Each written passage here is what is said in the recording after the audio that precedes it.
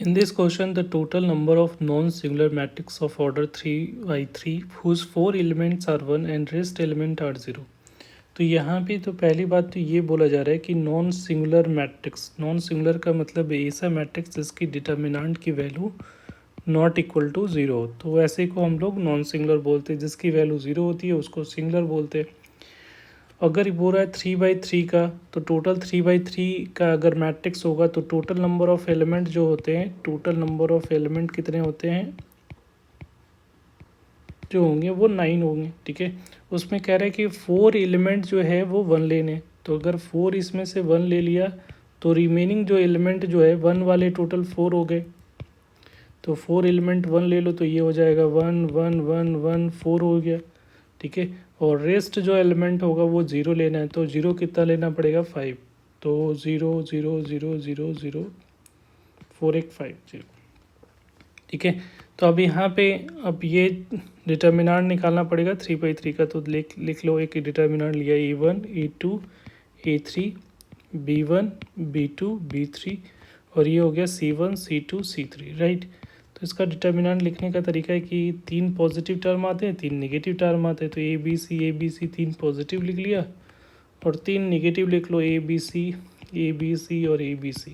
ठीक है, और यहाँ पे नंबरिंग लिखने का तरीका है क्या है कि अब साइक्लिक ऑर्डर में डाल दो, तो 1 2 3। साइक्लिक का मतलब क्या हुआ कि अगर यहाँ पे 1 उसके बाद 2 उसके बाद 3, अगर 2 से स्टार्ट करोगे तो 2 3 1, 3 से स्टार्ट करोगे तो 1, 3 से स्टार्ट करोगे तो 3 1 2, इस तरह से। ठीक है, तो 1 2 3 लिया तो नेक्स्ट जो होगा वो क्या होगा, 2 से स्टार्ट करोगे तो 2 3 1 हो जाएगा। ठीक है, उसके नेक्स्ट जो करोगे तो ये क्या आ जाएगा 3 हो जाएगा, तो 3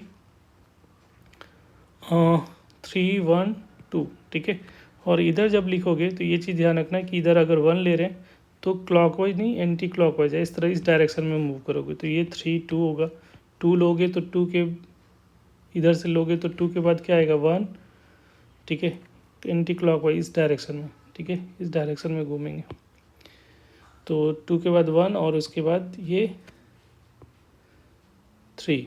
ठीक है, इस तरह से लेना होगा, और इसके बाद यहाँ से लोगे तो ये जो आएगा 3 लोगे तो 3 के बाद लोगे तो 2 और ये 1, इस तरह से लिखना होगा।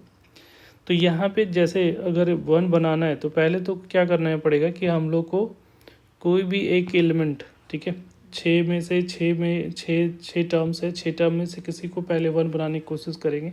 सपोज़ मैंने कोई भी एक सेलेक्ट कर सकते हो, तो मैंने फर्स्ट सेलेक्ट किया, तो फर्स्ट सेलेक्ट करने का मतलब है कि इसको 1 बनाने का मतलब इसमें से 3 एलिमेंट हम लोगों ने 1 1 वाले चूज़ कर लिए, राइट। तो 3 1 चूज़ कर लिया तो रिमेनिंग रह गया 1।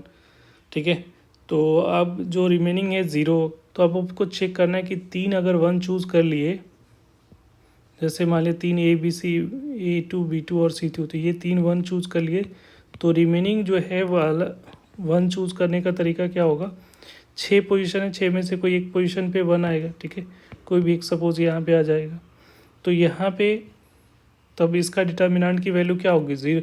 कहीं पे भी रहेगा तो पर भी डिटर्मिनेंट की वैल्यू क्या होगी 0 होगी, क्योंकि यहाँ पे 0 0 0, तो हम लोग पढ़े ना कि लोअर ट्रायंगुलर मैट्रिसेस हो या अपर ट्रायंगुलर में, तो इसका डिटर्मिनेंट को लिए प्रोडक्ट ऑफ डायगोनल एलिमेंट होते हैं, तो इसकी वैल्यू तो 1 ही होगी, इसके डिटर्मिनेंट की वैल्यू, चाहे 1 की पोजीशन कहीं पे भी हो। अगर नीचे होगा तो ऊपर, नीचे अगर होता है तो अब तो कैसा होगा, नीचे होगा तो अपर ट्रायंगुलर मैट्रिसेस बनेगा। ठीक है, तो ऊपर भी डिटर्मिनेंट की वैल्यू क्या रहेगी 1 ही रहेगी, तो इससे कोई फ़र्क नहीं पड़ रहा है। अगर मान लिया सपोज़ यहाँ से हम लोग किसी और पोजीशन पे देख लो कि अगर मान लिया ये 1 रहा है तो कहीं और पे इस पर डाल के चेक कर लो कि ये 3 1 अगर हम लोग किसको 1 ले बना रहे हैं, A1 को 1 बना रहे हैं, A2 को 1 लिया है और C3 को 1 लिया है, तो कहीं पे भी और कहीं आ रहा है क्या A3 1, इसमें तो नहीं आ रहा है, इसमें भी नहीं आ रहा है, इसमें सिर्फ क्या आ रहा है, इसमें हमारा जो आ रहा है A1 आ रहा है। ठीक है, तो एक 1 यहाँ पे हो गया, दूसरा 1 का और कहाँ पे आएगा, B2 यहाँ पे आ रहा है और C3 यहाँ पे आ रहा है, तो इन तीनों पे 1 आ रहा है, और इसके अलावा एक और 1 कहीं पे भी प्लेस करोगे तो 2 ही 1 होगा, एक तीसरा टर्म तो 0 होगा, तो वो 3 एलिमेंट का प्रोडक्ट हमेशा क्या हो जाएगा 0 ही होगा, तो ये 0 होगा, ये भी 0 हो जाएगा। अगर मान लें सपोज इसका कहीं और एक तो होगा, एक और भी 1 लोगे तो पर भी ये तीन एलिमेंट का प्रोडक्ट है, तो ये तो 0 होगा, ये 0 होगा, सब 0 होगा। ठीक है, तो कंफर्म हो गया कि अगर एक ही एलिमेंट होगा एक के अलावा और तीसरा एक जो कहीं भी प्लेस करोगे तो बाकी सारे एलिमेंट क्या हो जाएंगे, इसके ज़ीरो हो जाएंगे। ठीक है, तो नंबर ऑफ़ वेज टोटल कितने मैट्रिसेस बनेंगे, तो नंबर ऑफ़ मैट्रिसेस के लिए क्या करना पड़ेगा, जैसे ये 6 टर्म, जैसे 6 टर्म है, 3 पॉजिटिव 3 निगेटिव, तो 6 में से कोई एक लेना पड़ेगा, तो 6 हो जाएगा 6 तरीके से। और 3 सेलेक्ट कर लिया तो एक सिंगल वन को सिलेक्ट करने के पोजीशन कितने होंगे, बचेंगे 6 में से कोई एक पोजीशन पे आएगा तो उसके लिए 6, दैट इज इक्वल टू 36। तो टोटल 36 इस तरह से मैट्रिसेस बनेंगे, नॉन सिंगुलर मैट्रिसेस बनेंगे।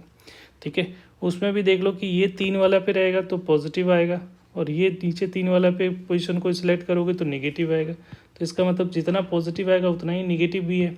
तो इसमें से 18 पॉजिटिव 1 आ रहा है, 18 जो होगा उसमें पॉजिटिव 1 आएगा, और 18 जो होगा उसके डिटर्मिनेंट की वैल्यू नेगेटिव 1 होगा, राइट। तो इस तरह से टोटल 36 नॉन सिंगुलर मैट्रिसेस का